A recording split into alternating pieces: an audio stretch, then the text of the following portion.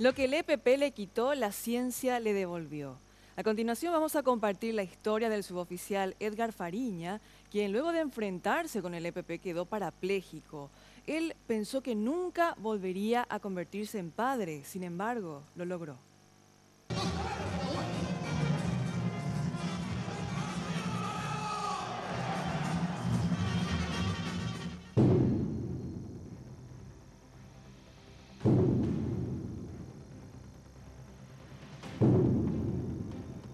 Era un día de elección, era un día normal, día elección presidencial, 21 de abril, y yo estaba de apoyo en una comisaría, y entonces a la tardecita nos llamaron que había un atentado en la comisaría de Cruz de Hierro.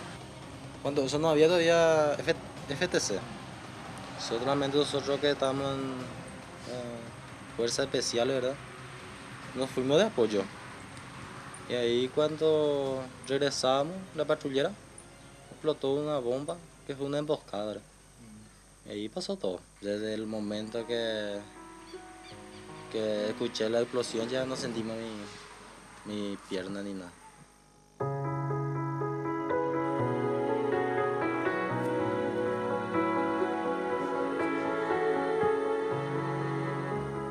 ¿Creíste que ibas a poder tener un hijo o te parecía algo un poco complicado de cuál es su situación? Y la verdad que pensé que no íbamos a poder tener por el tema de su situación.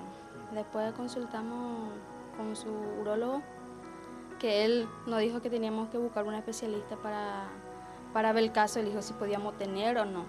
Ahí fue que buscamos en internet y encontramos la clínica Gibir.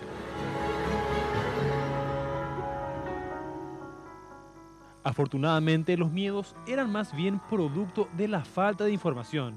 Y hoy Edgar y Cintia pueden presentar al pequeño Edgar Javier, de apenas 2 semanas.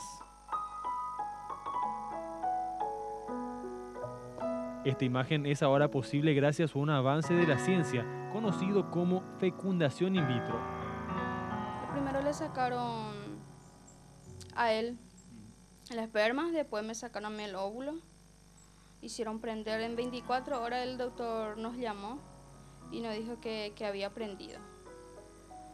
Después en 72 horas me implantó. Después de 15 días me hice la prueba correspondiente, salió positivo. Ahí le llamamos al doctor y nos volvió a citar. Ahí me fui yo sola, el doctor me hizo una ecografía y confirmó que estaba embarazada y que estaba esperando un bebé.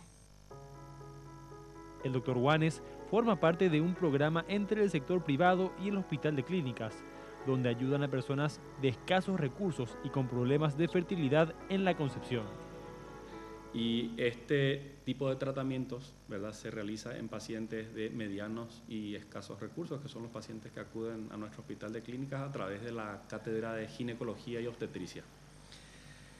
Incluye 2 tipos de tratamientos fundamentalmente: las inseminaciones artificiales, que son los procedimientos de baja complejidad, y la reproducción asistida de alta complejidad, la cual habla directamente en relación a la fecundación in vitro.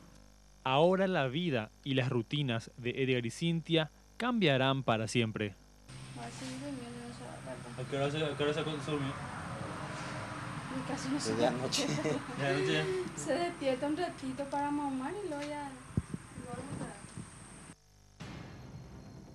Si bien el EPP reivindica la lucha de las personas de escasos recursos, en la mayoría de los ataques, los más afectados suelen ser los padres.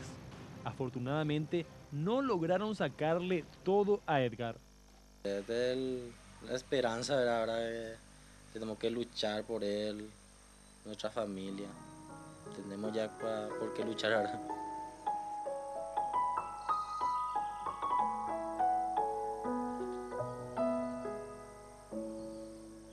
La nueva vida le ha devuelto la sonrisa al suboficial. Ahora solo espera poder reinsertarse a las fuerzas policiales para poder ofrecer un futuro mejor al pequeño Edgar Javier y a su familia. Mauricio Durán, Red Guaraní.